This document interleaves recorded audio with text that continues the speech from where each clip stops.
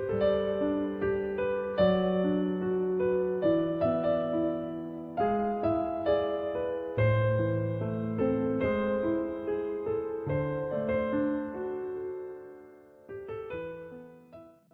Bapak Ibu Saudara yang terkasih dalam Tuhan Yesus Kristus, selamat malam untuk kita sekalian.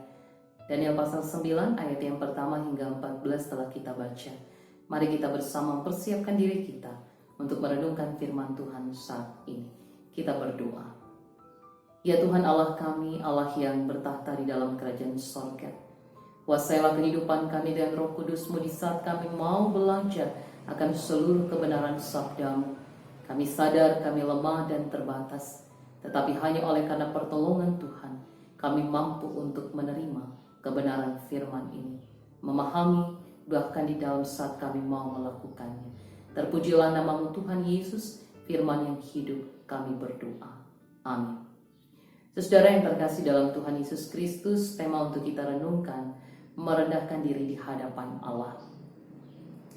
Pada bagian bacaan firman Tuhan saat ini, pertama-tama saya ingin mengajak kita untuk kembali mengingat-ingat jika kita sebagai orang dewasa menyaksikan seorang anak melakukan kesalahan kepada temannya dan membuat temannya itu misalnya pada saat bermain sampai terjatuh menjadi luka-luka pada bagian kaki ataupun tangannya sehingga ia menangis karena kesakitan.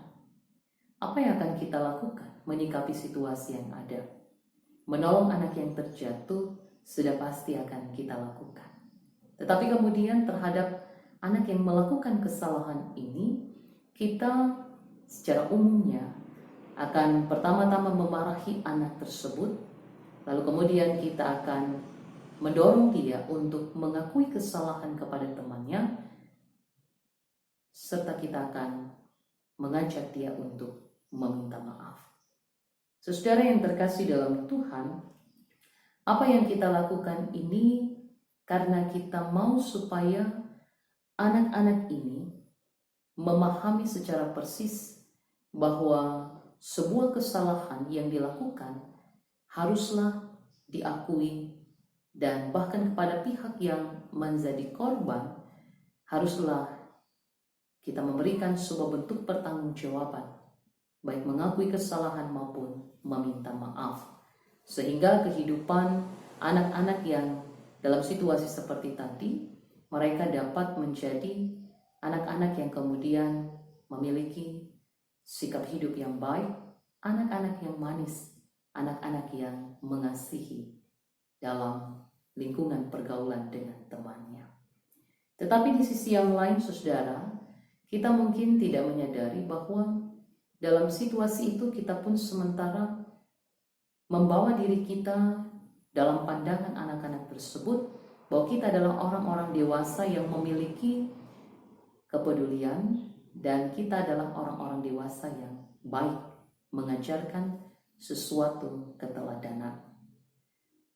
Tetapi yang menjadi satu pertanyaan untuk kita bersama adalah bagaimana kalau kita dalam situasi yang demikian, kita melakukan kesalahan kepada orang terdekat, bahkan orang yang tidak kita kenali.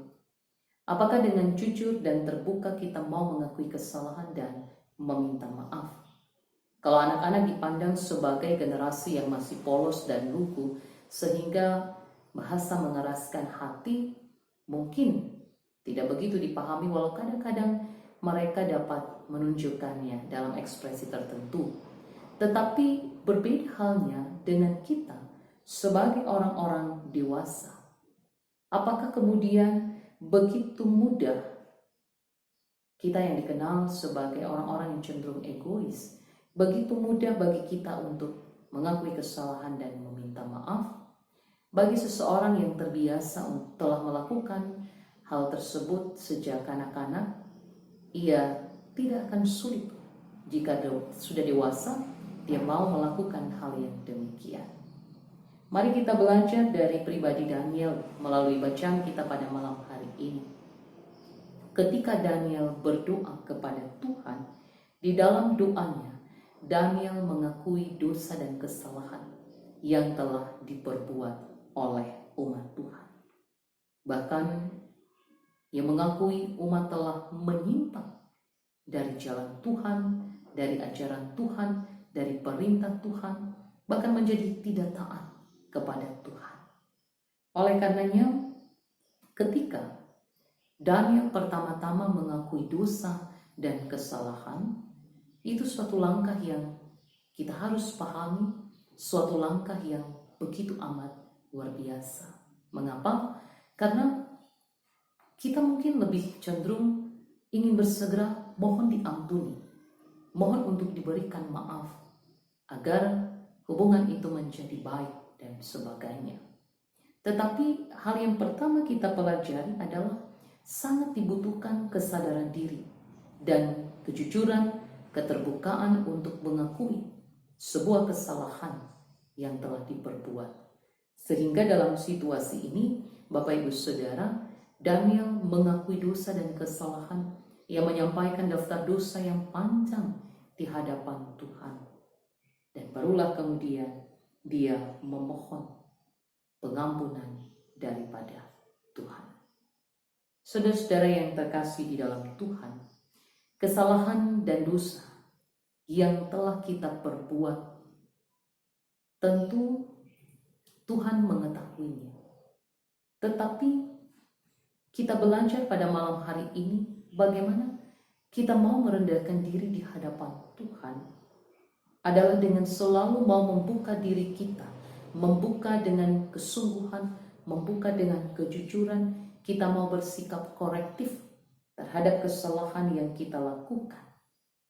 Bagaimana kehidupan kita di hadapan Tuhan, dan bagaimana keinginan untuk selalu mau belajar, mengakui dosa dan salah kita, serta kita memohon pengampunan daripada Tuhan. Saudara yang terkasih dalam Tuhan, tentu seiring perjalanan hidup kita yang terus panjang menjalani waktu demi waktu, kita kemudian dapat saja semakin menyadari bahwa kita mau memilih komitmen untuk menjadi pribadi yang lebih baik. Namun kita harus mau juga belajar menyampaikan sebuah pengakuan akan salah dan dosa kita, supaya kita betul-betul semakin melepaskan ego diri kita, sehingga keterbukaan dan kejujuran kita di hadapan Allah atau pribadi-pribadi yang telah kita sakiti, kita lukai lewat sikap, lewat tindakan, lewat perkataan kita, telah menunjukkan karakter hidup kita sebagai orang-orang, sebagai pribadi-pribadi yang sungguh-sungguh mau belajar untuk tetap merendahkan diri di hadapan Allah, sehingga memberikan hasil, dampak, kualitas hidup kita, bahwa kita mau tetap hidup damai dengan sesama. Tuhan Yesus memberkati kita.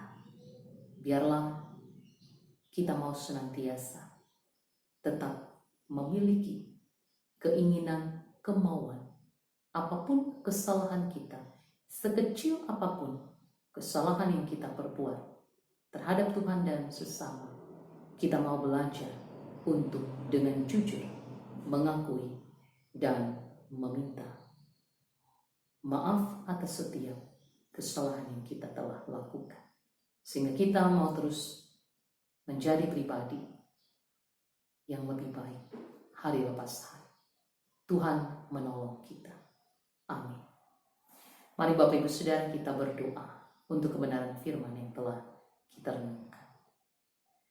Tuhan Allah Bapa di sorga, kami sadar seringkali kami tidak mau dan tidak mampu untuk jujur dan terbuka atas salah dosa yang kami lakukan kepada Tuhan maupun kepada sesama kami. Tetapi biarlah firman Tuhan pada malam ini tetap membentuk kehidupan kami.